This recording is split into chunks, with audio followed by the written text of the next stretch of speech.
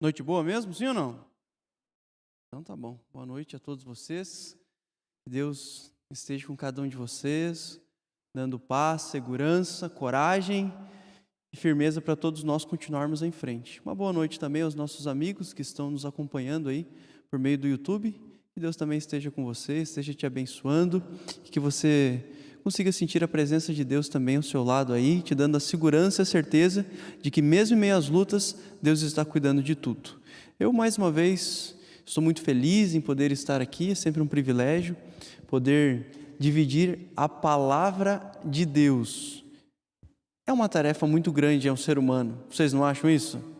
Dividir a palavra de Deus, apresentar aquilo que o próprio Deus inspirou os seus servos.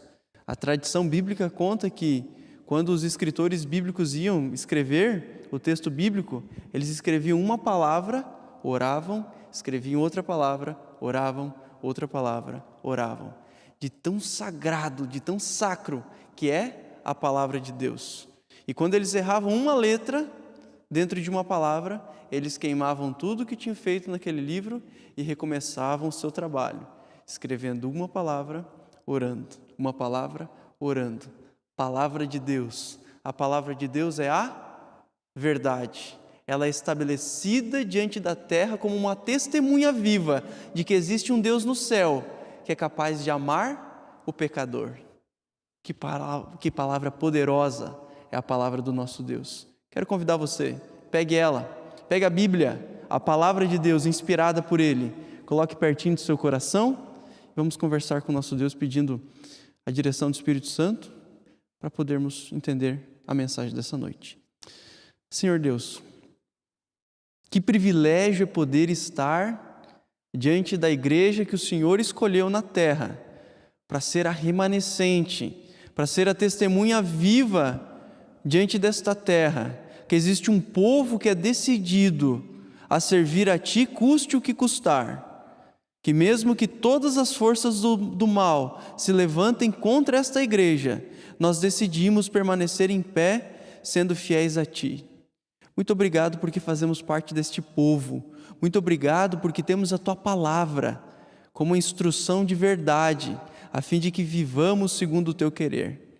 Amigo Deus, neste momento nós queremos abrir o Teu livro sagrado e queremos convidar o Espírito Santo para que Ele seja um instrutor, para que Ele seja o nosso professor, para que Ele entre em nossa mente e nosso coração, a fim de que não apenas venhamos entender a mensagem, mas também venhamos viver de acordo com assim diz o Senhor.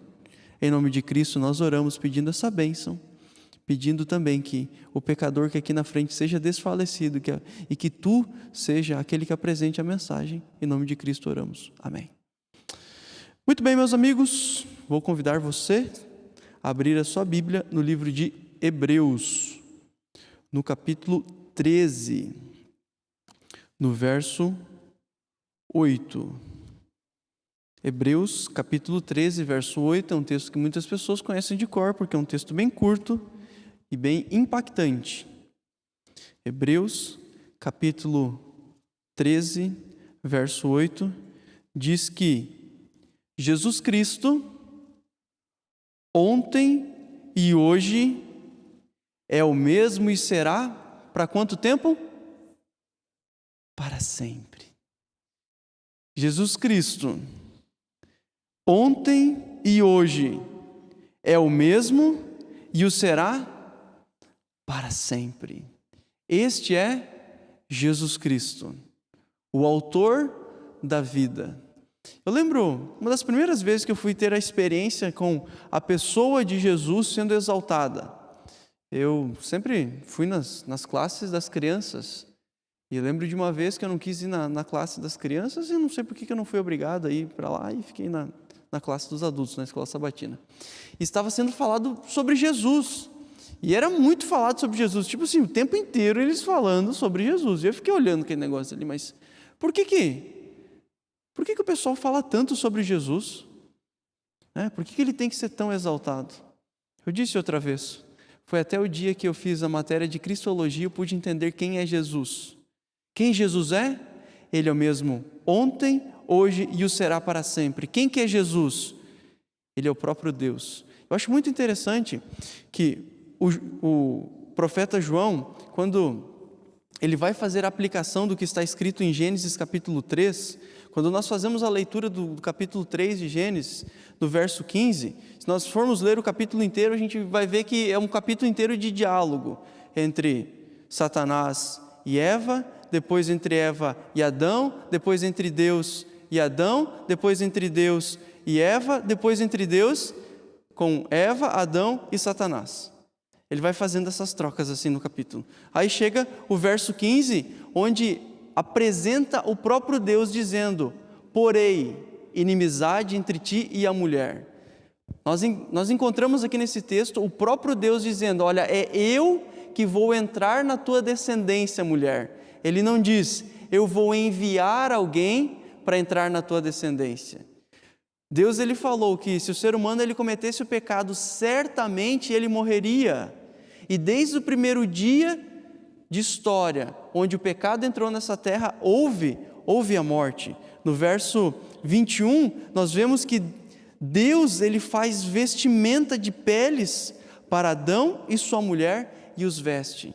Para que seja feita vestimentas de pele de um animal, o que é necessário ser feito com ele?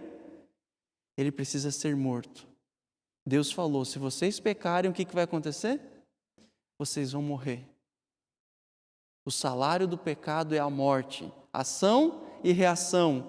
Não tem o que fazer. O pecado gera morte. Parece que algumas vezes a gente pensa que isso nem verdade é, né? Muitas vezes parece que as pessoas estão pensando assim que o pecado não é tão sério assim, que o pecado não mata. Essa é a total explicação que Satanás deu a Adão e a Eva, dizendo: meus amigos, fiquem tranquilos, não vai dar nada. Adão olhou Eva depois que comeu o fruto e, não deu nada. Ela pecou e não aconteceu nada, então eu também posso pecar. Amigos, nós temos que ter uma coisa muito clara em nossa mente. O nosso espelho, o nosso modelo total e completo tem que ser a pessoa de Deus. Deus vinha e conversava com Adão e Eva e dizia para eles: meus amigos, aproveitem todas as benesses que esse jardim tem, só não me desobedeça pegando só de uma árvore. Mas infelizmente o ser humano decidiu desobedecer a Deus e obedecer a Satanás. É interessante que no verso 7 do capítulo 3 de Gênesis, fala que Adão e Eva eles se tornaram nus. A palavra hebraica para nus é irumim. No capítulo 3, no verso 1, quando diz que a serpente era o animal mais sagaz, é erum. Quando os bons de hebraico vão ler, dá para ver como se fosse uma poesia, como se fosse uma ligação entre a serpente ser sagaz e o ser humano ser nu. Erum, erumim, não são palavras iguais, mas fica semelhante.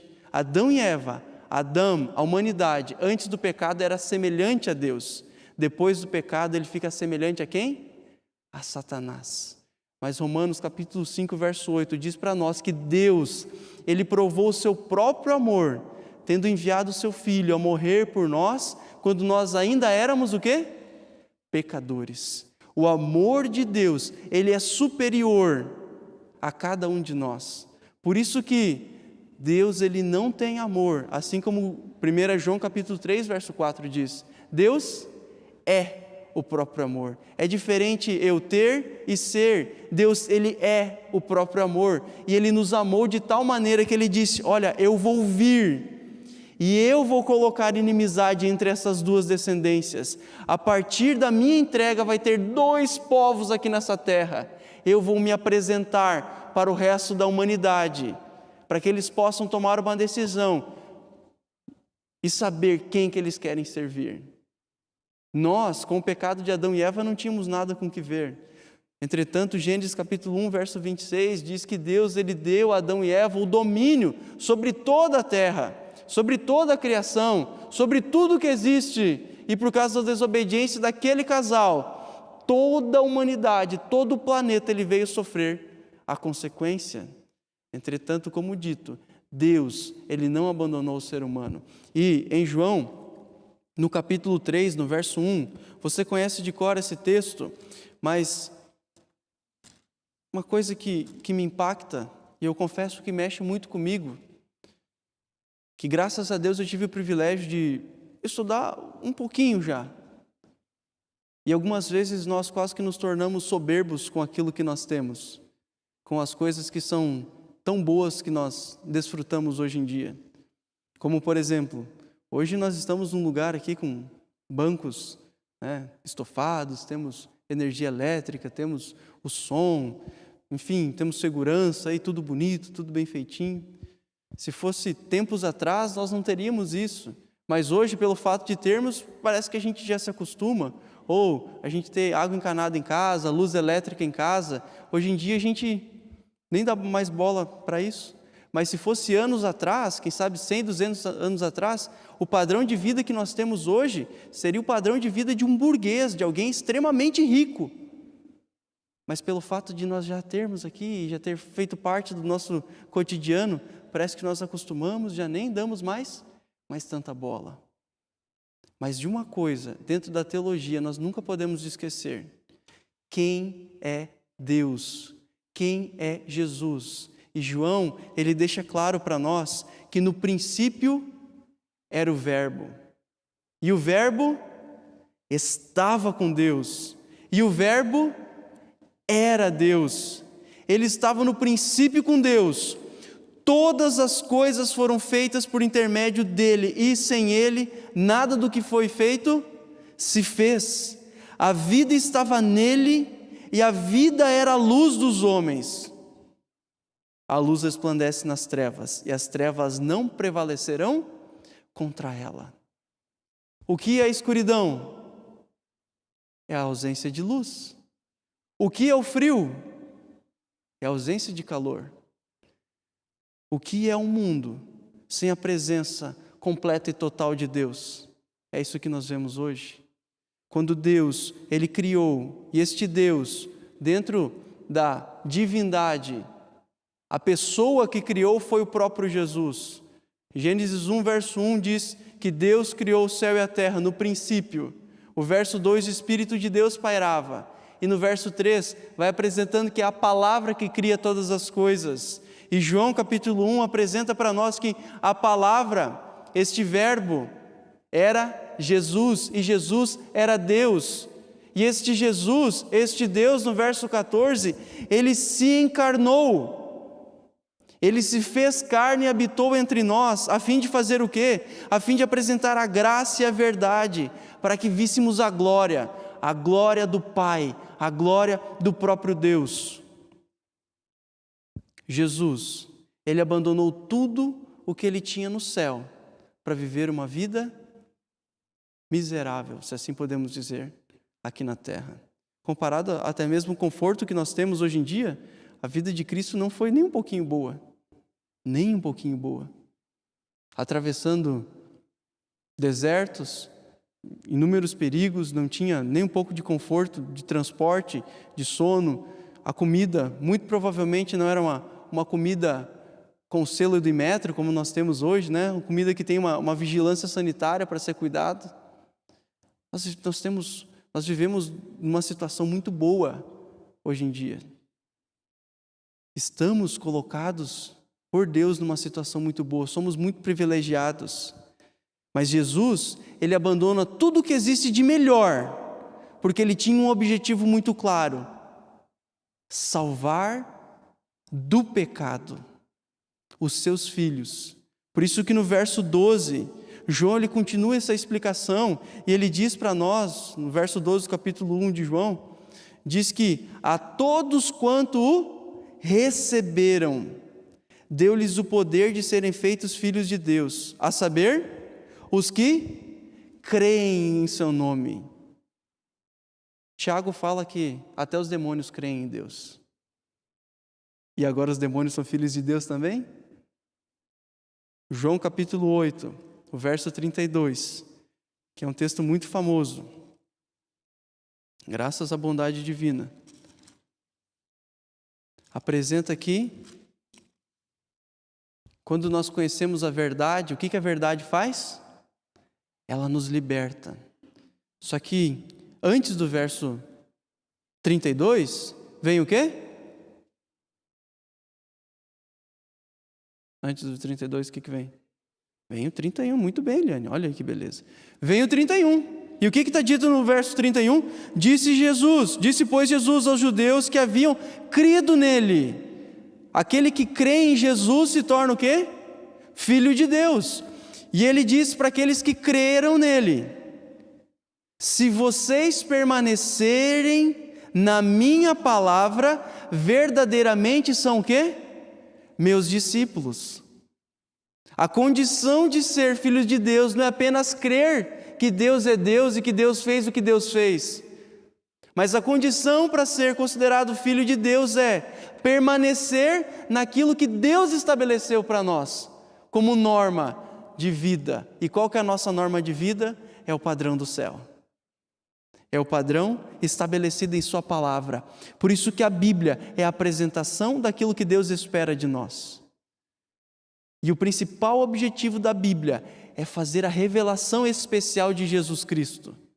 É apresentar quem Ele é, qual o papel dele em nossa vida, que é de nos salvar do pecado, não no pecado.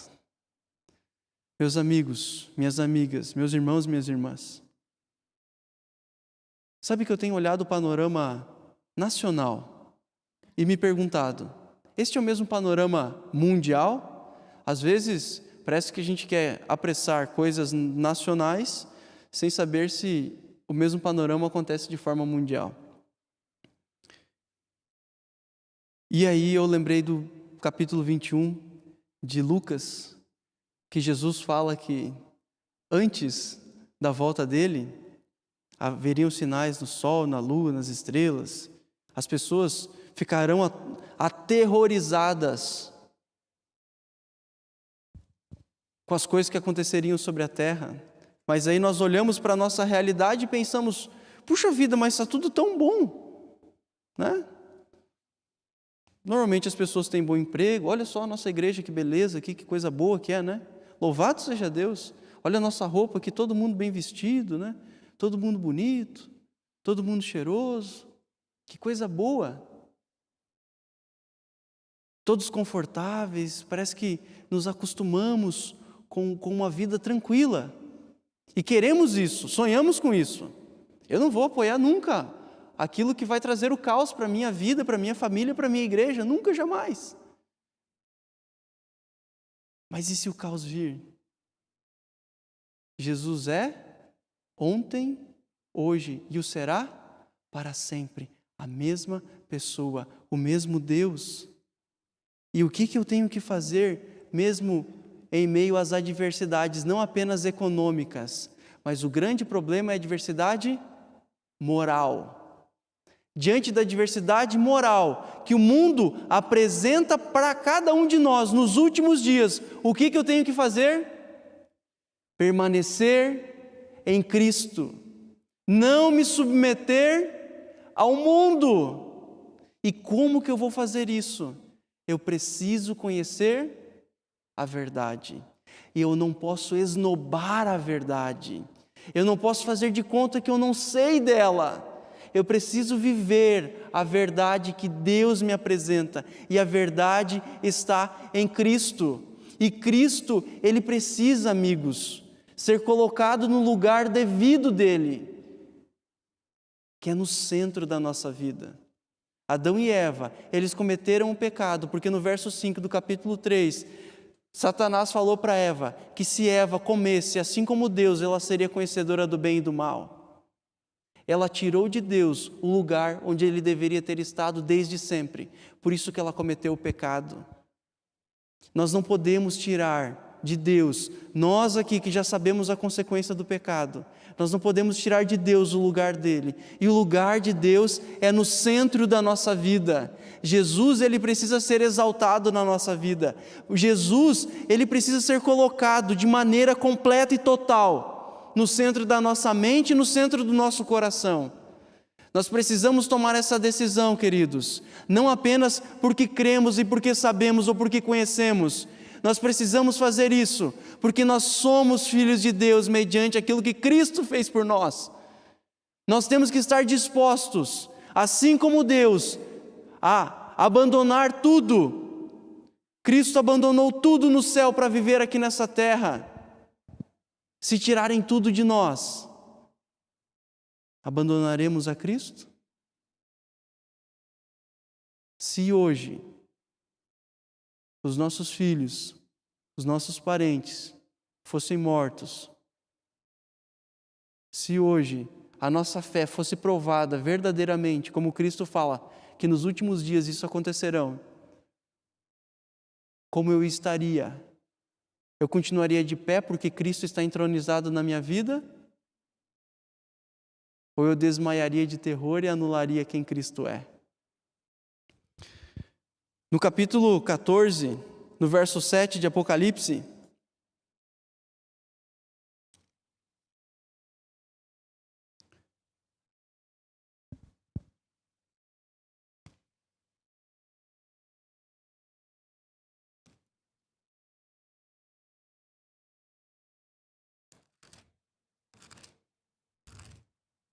perdão, é no capítulo 7, 14. 7, 14. Isto. No capítulo 7, no verso 14 de Apocalipse, acontece uma resposta onde diz, ele pergunta, no verso 13, um dos anciãos tomou a palavra dizendo, estes que se vestem de vestiduras brancas, quem são e de onde vieram? Verso 14, ele responde, meu Senhor, tu sabes. Ele então me disse, são estes os que vêm da grande tribulação. Lavaram as suas vestiduras e as alvejaram no sangue do Cordeiro. Queridos, nós estamos diante do mundo que está se encaminhando para o fim. E o mundo que se encaminha para o fim é um mundo de grande tribulação. Econômica, material, tudo que indica não. Estamos muito bem. Mais espiritual, mais moral. É a grande tribulação. Mas os que vão vencer, quem serão? Vão ser aqueles que lavam as suas vestiduras no sangue de quem? Do Cordeiro, entronizam Jesus Cristo no centro de sua vida. Jesus Cristo, ele fica onde ele deve estar. Por isso que eles vencem, por isso que eles seguem adiante. E o verso 15 diz, razão porque se acham diante do trono de Deus e o servem de dia e de noite no seu santuário. Aquele que se assenta no trono estenderá sobre eles o seu tabernáculo. Deus exaltará aqueles que forem fiéis a Ele em toda e em qualquer situação, até mesmo quando as coisas estão tudo numa boa. Deus exaltará os seus. Eles jamais terão fome, nunca mais terão sede. Não cairá sobre eles o sol, nem o ardor algum. Pois o Cordeiro que se encontra no meio do trono. Por que o Cordeiro se encontra no meio do trono? Porque o Cordeiro é o próprio Deus. Ele, este Cordeiro, os apacentará e os guiará para fontes da água da vida. E Deus lhes enxugará dos olhos toda lágrima. Eu nunca fui bom numa coisinha chamada coportagem. O pastor Mauro tá ali e ele era líder de coportagem. Quando eu falo para ele, ele dá risada de mim. Mas nunca fui bom nesse negócio. Fazia e tal, ia, mas não era aquele negócio que eu dizia assim, nossa, como que eu quero o resto da minha vida isso aqui. Ia lá, me dedicava. Eu lembro que uma vez eu estava na cidade de Encantado, fui lá ficar em aberto, que fala quando tu vai para uma cidade sozinho. Fui lá, tem a cidade e eu tenho campo ali para trabalhar. E foi um momento assim, tremendo de dificuldade mental, de espiritual, uma batalha terrível, para mim conseguir vencer aquilo ali e alcançar aquilo que eu precisava alcançar. E eu lembro que em vários momentos eu orava, mas orava assim, quase que de fazer tremer o chão, para que Deus me respondesse, para que Deus me ajudasse a persistir e a seguir em frente. E eu lembro que em meio a tanta luta ali, um certo dia eu cheguei na casa de um mercado, de um rapaz, e ele contou que a vida dele estava uma bênção, que estava tudo muito bom, estava tudo muito certo, estava tudo maravilhoso, estava conseguindo todas as coisas, que Deus estava abençoando. E aí eu olhei para mim a realidade, Senhor, mas eu estou orando tanto, e por que eu estou passando por tantas lutas? E aí eu consegui entender depois, no final, que a maior bênção não são as bênçãos materiais. A maior bênção não é a comodidade aqui nessa terra. A maior bênção é ter a certeza de que nós temos a presença de Jesus Cristo em nossa vida. Era isso que movia os discípulos. Era isso que fazia eles saírem de cidade em cidade e seguirem em frente. Mesmo passando por inúmeras lutas, como o apóstolo Paulo conta, que foi por naufrágio, foi apedrejado, foi assaltado, passou fome, passou sede, passou frio. De tudo quanto é coisa pior que podia acontecer, aconteceu na vida daqueles homens, daqueles servos fiéis de Deus. Mas por quê? Porque eles entronizaram Jesus no lugar onde ele deveria estar. Queridos, Deus tem mexido em meu coração. Está chegando o tempo, mais do que nunca, de nós entronizarmos a Jesus no centro da nossa vida, no centro da nossa mente. Deus, ele vai levantar um despertar nessa terra. O Espírito Santo, dentro em breve, descerá sobre a sua igreja como nunca antes. Talvez se você cresce mais, você até diria amém. Mas porque muito provavelmente você não creia tanto, você prefere ficar quieto. Mas chegou a hora, queridos, chegou a hora de nós entronizarmos a Jesus mais do que nunca. Colocarmos Ele como Ele deve estar. E Ele vai lavar as nossas vestiduras. Ele vai nos dar força. Ele vai nos dar coragem para seguir em frente, mesmo em meio a um mundo mau. O Espírito Santo vai descer sobre a sua igreja. Os jovens vão profetizar. Os idosos pregarão a palavra. E Jesus, dentro em breve, vai voltar. Mas sabe para quem que Jesus volta? Eu já falei isso aqui num sermão que eu preguei um tempo atrás. Vocês lembram para quem que Jesus volta? Jesus volta para aqueles que o amam. E aquele que o ama permanece, não apenas crê que Jesus existe. Não apenas sabe que Ele existe. Aquele que o ama entroniza Jesus onde Ele deve estar. Porque Jesus, Ele deixou tudo para se apresentar e morrer em nosso lugar. O quanto eu estou disponível para deixar, para abandonar, para que Cristo seja realmente entronizado em minha vida. O quanto eu estou disponível para buscar verdadeiramente o presente que Jesus deu para os seus filhos, que é o que João capítulo 14, 16 apresenta para nós, que é o derramamento do Espírito Santo, que é a presença do Consolador, do Paracletos, que consola o seu povo diante das tribulações e das dificuldades. Ele manda esse presente para os seus servos. Se Ele não mandou ainda para nós, a pergunta é, nós estamos pedindo pouco ou Jesus ainda não foi entronizado na nossa vida da maneira como Ele deveria? Amigos, chegou a hora. Ele está chamando a mim, Ele está chamando a você para o movimento de oração, para o momento de busca pela presença, pela entronização de Jesus em nossa vida.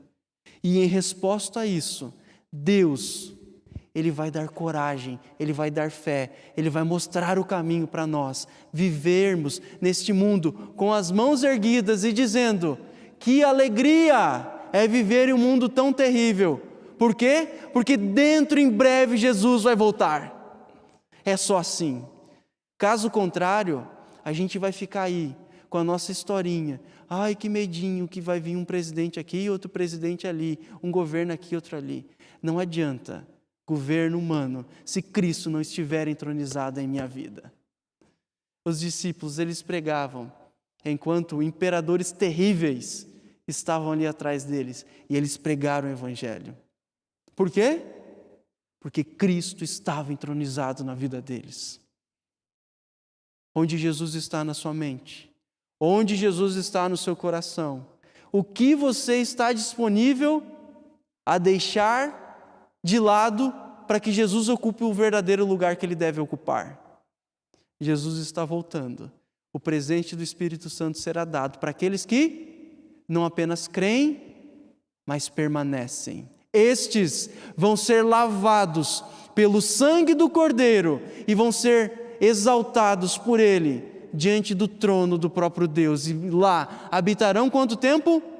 Para sempre. Para sempre. Nos momentos de maiores lutas, são os momentos que nós mais clamamos. Mas mesmo eu passando pelas lutas, mesmo eu passando pela bonança, Jesus, ele continua sendo o quê? O mesmo. Ontem, hoje e o será para sempre. Jesus é Deus e o lugar de Deus é no trono da nossa vida. Nós vamos cantar uma música agora que fala sobre Jesus ele ser melhor, Jesus ele ser superior a todas as coisas que existem aqui nessa terra. Enquanto nós estivermos cantando, você é convidado. Não por mim, porque, sinceramente, o que eu posso apelar para você? Mas olhe para Jesus. Olhe para a entrega que Ele fez por cada um de nós. Olhe a cruz, lembre da cruz e entenda que Jesus, Ele precisa estar no lugar certo. E aí sim você pode cantar. E aí você pode exaltar o nome de Jesus dizendo que Ele é melhor.